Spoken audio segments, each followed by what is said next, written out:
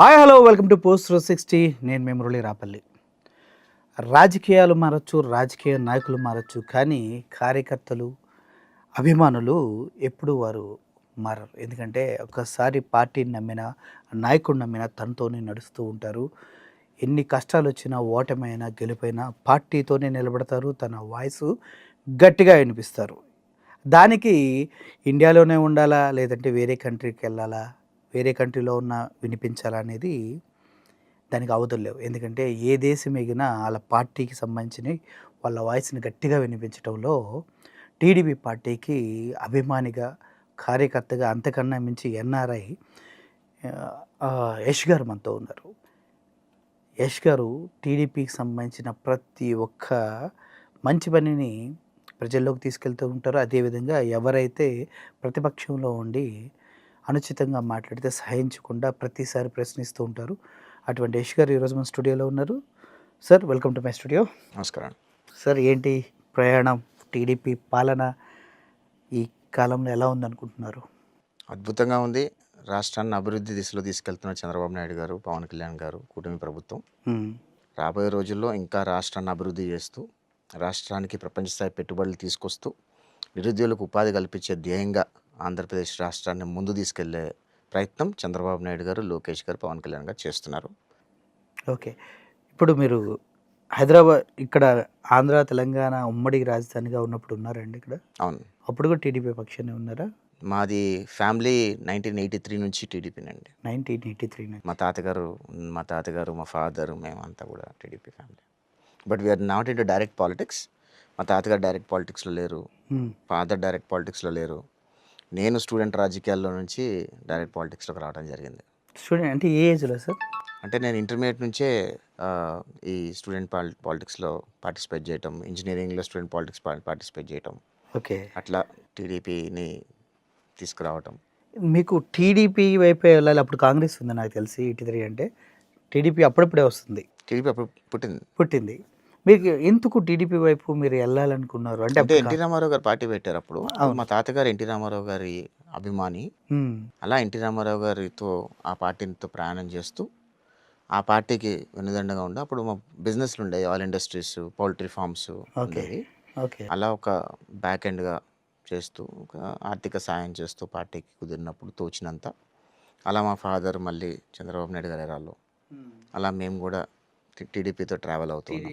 లోకేష్ గారి ఎరాలోకి మీరు వచ్చేస్తారు. అంటే లోకేష్ గారి ఎరా, చంద్రబాబు నాయుడు గారి ఎరా, ఎన్టీ రామారావు గారి ఎరా మనం చూసాము. అంటే ఎరా కంటే కూడా తెలుగు ప్రజలకి మంచి చేసే పార్టీ తెలుగుదేశం పార్టీ అని నేను బలంగా నమ్ముతాను. ఎందుకంటే తెలుగువారు ఎక్కడున్నా బాగుండాలి, వాళ్ళు హ్యాపీగా ఉండాలని కోరుకునే పార్టీ, రాజకీయ పార్టీ తెలుగుదేశం పార్టీ. దానిలో ఎన్టీ రామారావు గారి తర్వాత చంద్రబాబు నాయుడు గారి తర్వాత లోకేష్ గారు. మీకు చంద్రబాబు నాయుడు గారిలో బాగా మీరు అట్రాక్ట్ అయింది కానీ తను హీఈస్ ద లీడర్ అనిపించినటువంటి ఓ మంచి విషయం ఏదని చెప్పండి. 2 విషయాలు చెప్తాను. ఒకటి, నేను ఆయన పెట్టిన కాలేజ్లో చదువుకున్నా, ఆయన తెచ్చిన కంపెనీల్లో ఉద్యోగాలు చేశా, ఆయన తెచ్చిన కంపెనీల ద్వారా అమెరికా వెళ్ళి స్థిరపడ్డా. 16 దేశాలు తిరిగా నేను. విప్రోలో ఫస్ట్ జాబ్ వచ్చినప్పుడు విప్రో ద్వారా అన్ని కంట్రీస్ స్థిరపడి ఈరోజు ఒక కంపెనీ పెట్టుకొని ఒక 100 మంది ఉపాధి కల్పించే ప్రయత్నం చేస్తున్నా. సో ఖచ్చితంగా దానిలో ఆంధ్ర వాళ్ళు చాలామంది ఉన్నారు నా దగ్గర. ఆయన పని రాక్షసుడు. ఆయన ఒక నిజంగా ఒక ఆయనకున్న తెలివితేటలకి ఆయన ఒక కంపెనీ పెట్టుకుని ఉంటే ఈ రోజుకి ఒక 1,00,000 కోట్లు 2,00,000 కోట్లు సంపాదించుకునేవాడు. ఆల్రెడీ ఉంది కదా. Heritage is just company, right? It's a small, not as big as it is, but ఆయనకున్న పరిజ్ఞానానికి మైక్రోసాఫ్ట్ లాంటి కంపెనీనో లేకపోతే టీసీఎస్ లాంటి కంపెనీలో పెట్టుకునే స్థాయి, ఆ మైండ్ సెట్ ఉన్న వ్యక్తి. అలాంటిది రాజకీయాల్లోకి వచ్చి ఆయన ఐఏఎస్ అయితే కనుక ఒక రాజకీయ నాయకుడి కింద పనిచేయాలనుకొని, లేదు నేనే ఒక రాజకీయ నాయకుడిని అయితే మొత్తం యావత్తు ఈ ఆర్గనైజేషన్ శాసించవచ్చు అనుకొని ఆ స్థాయి నుంచి ముఖ్యమంత్రి స్థాయికి వచ్చి, మంత్రి స్థాయి నుంచి ముఖ్యమంత్రి స్థాయికి వచ్చి ఈరోజు ఆంధ్రప్రదేశ్ రాష్ట్రానికి ప్రపంచ స్థాయి పెట్టుబడులు తీసుకొచ్చి, ఆనాడు 94లో చంద్రబాబు నాయుడు గారు ముఖ్యమంత్రి అయినప్పుడు ఉమ్మడి ఆంధ్రప్రదేశ్ రాష్ట్రంలో హైదరాబాద్, సికింద్రాబాద్ తప్పితే ఇంకో సిటీ ఉండేది కాదు. సైబరాబాద్ అనే సిటీకి పునాది వేసిన రోజు ఆనాడు రాజశేఖర రెడ్డి కానీ, నాదెళ్ల భాస్కర్ కానీ వీళ్ళందరూ కూడా చంద్రబాబు నాయుడు కానీ ఎంత ఎగతాళి చేశారో మనం చూసాం. రోడ్ వైండింగ్స్ చేస్తుంటే ఎందుకు రోడ్ వైండింగ్స్ చేస్తున్నారని చెప్పి అడ్డుపడిన దాఖలాలు చూసాం.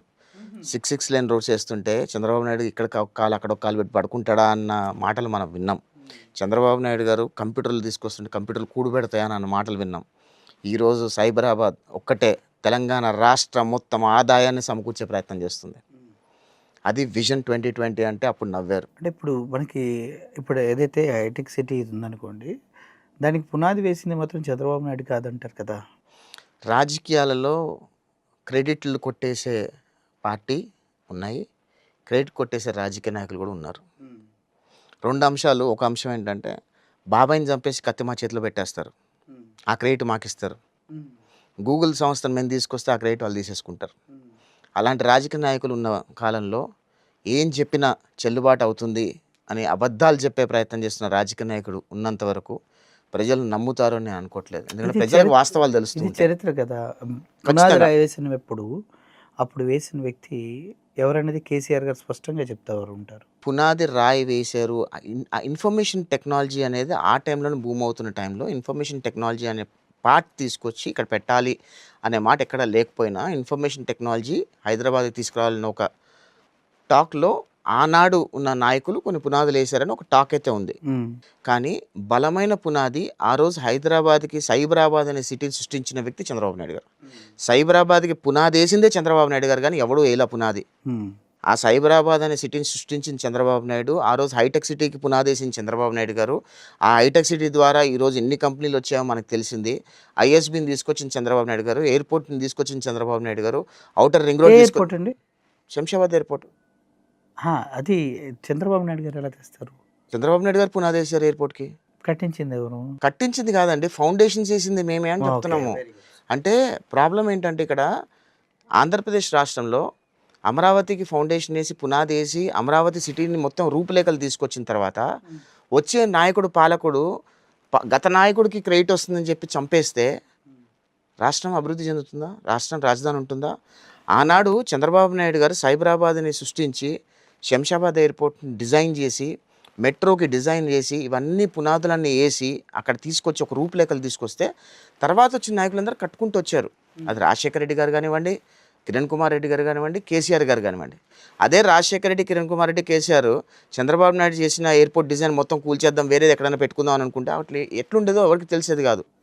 ఔటర్ రింగ్ రోడ్డు ఆయన చేసిన ఔటర్ రింగ్ రోడ్ని కొంచెం ఉంపులు మంపులు చేసి యాస్టిస్గా కట్టుకుంటూ వచ్చారు, ఎక్కడ డిస్మాండిల్ చేయాల. హైటెక్ సిటీని దాని ఉన్న ఐటీ కంపెనీస్ దాని చుట్టుపక్కల రైజా టవర్స్ ఇవన్నీ కూడా ఎక్స్పాన్షన్ చేసుకుంటూ వచ్చారు. హైటెక్ సిటీ పరిసర ప్రాంతాలు ఏవైతే ఉన్నాయో మీరు చెప్పినట్టు చంద్రబాబు నాయుడు గారు ముందుకు తీసుకెళ్ళినమాట వాస్తవమే. బట్ థింగ్ ఏంటంటే దాని వెనక కొన్ని లక్షల కోట్ల రియల్ ఎస్టేట్ బిజినెస్ ఉంది. ఇప్పుడు మురళీమోహన్ గారికి కానీ ఇలా కొంతమందికి అందుట్లో చంద్రబాబు నాయుడు గారి ఆస్తులు కూడా ఉన్నాయి.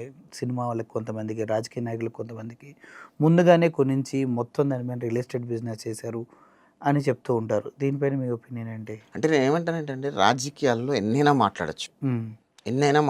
ఈరోజు నేను చెప్తా, వైజాగ్కి క్యాపిటల్ తీసుకొస్తున్నాడు జగన్మోహన్ రెడ్డి అని చెప్పి వైజాగ్లో ఉన్న భూములన్నీ కొని మళ్ళీ అమ్మేసేసారు.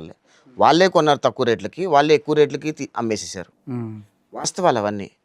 ఆనాడు రియల్ ఎస్టేట్ వ్యాపారం జరిగింది అని అనటానికి ఎన్నో ఉదాహరణలు చెప్పచ్చు. ఇప్పుడు నా దగ్గర డబ్బులు ఉన్నాయి అనుకోండి, కమ్మ సామాజిక వర్గం మీద బురద జల్లే ప్రయత్నం ఆ రోజు జరిగింది వాస్తవంగా. ఎందుకంటే చంద్రబాబు నాయుడు గారు సైబరాబాద్ అనే సిటీ సృష్టిస్తున్నప్పుడు ఎక్కడెక్కడైతే భూములు ఉన్నాయో కమ్మ సామాజిక వర్గంలో కొంతమంది ఎంటర్ప్రినర్స్, రియల్ ఎస్టేట్ వాళ్ళు భూములు కొనుక్కోవడం జరిగింది, దాన్ని వెంచర్లు వేయడం జరిగింది, దాన్ని ప్లాట్లు చేయడం జరిగింది, అమ్మడం జరిగింది. అది వ్యాపారంలో ఒక భాగస్వామ్యం. ఈరోజు చంద్రబాబు నాయుడు గారికి ఇక్కడ ఆస్తులు ఉన్నాయని మీరు చెప్తున్నారు. చంద్రబాబు నాయుడు గారు అవుట్ రేట్గా చెప్పారు, ఆయన ఎలక్షన్ అఫిడవిట్లో తప్ప ఇంకేమన్నా ఆస్తులు ఉంటే అవి మీకు ఇచ్చేస్తే మీరు తెచ్చుకోండి అని. మరి అటువంటి చంద్రబాబు నాయుడు గారు 500 కోట్లు ముష్టేస్తావా, నా ఆస్తే 1,00,000 కోట్లు అని ఎలా చెప్పగలిగారు? అంటే ఎక్కడ చెప్పలేదు 1,00,000 కోట్లు అని చెప్పలేదు, ఎక్కడ ఆ మాట అనలేదండి. చెప్పారు సార్. ఆయన ఏమన్నారంటే, నేను ఎలక్షన్ అఫిడవిట్లో వేసేవన్నీ కూడా నా ఆస్తులు నేను ప్రకటించాను, మీరు నాకు ముష్టేయాల్సిన అవసరం లేదు, నా ఆస్తులు నా దగ్గర ఉన్నాయి, నా ఆస్తుల ద్వారా నేను బతకగలుగుతాను అని అన్నారు. కానీ 1,00,000 కోట్లు ముష్టేస్తాను ఎక్కడ అనలేదు. 1,00,000 కోట్లు ముష్టేస్తానులా మీకు కావాలంటే ఆడియో నేను ప్లే చేస్తా ఈ వీడియోలో. ఇది న్యాయమని అడుగుతున్నా. ఒక్క సంవత్సరం మన పన్నులు కట్టేది కేంద్రానికి 6,000 కోట్లు, ఈయనిచ్చింది 1,100 కోట్లు. కేసీఆర్ అంటాడు, నేను ఒక 500 కోట్లు ఇవ్వాలనుకున్నా నరేంద్ర మోడీ కోప్పడతాడని నేను ఇవ్వలేదు, అని ఆయన మాట్లాడంటే నువ్వు భిక్షం వేస్తావు, నాకు 500 కోట్లు, ఎవడికి కావాలి నీ 500 కోట్లు, నా ఆస్తి 1,00,000 కోట్లు, ఇది న్యాయమని అడుగుతున్నా. ఒక్క సంవత్సరం మన పన్నులు కట్టేది కేంద్రానికి 6,000 కోట్లు, ఈయనిచ్చింది 1,100 కోట్లు. కేసీఆర్ అంటాడు నేను ఒక 500 కోట్లు ఇవ్వాలనుకున్నా నరేంద్ర మోడీ కోప్పడతాడని నేను ఇవ్వలేదు అని ఆయన మాట్లాడంటే నువ్వు భిక్షం వేస్తావు, నాకు 500 కోట్లు, ఎవడికి కావాలి నీ 500 కోట్లు, నా ఆస్తి 1,00,000 కోట్లు. ఏమన్నారు? ఎవరో నాకు 500 కోట్లు నా రాష్ట్రానికి ఇచ్చేది ఏంటి, నా ఆస్తి 5,00,000 కోట్లు అన్నారు. నేను చూడలేకపోయిండొచ్చు, but I'm pretty confident he didn't say it, but I didn't see it. Okay.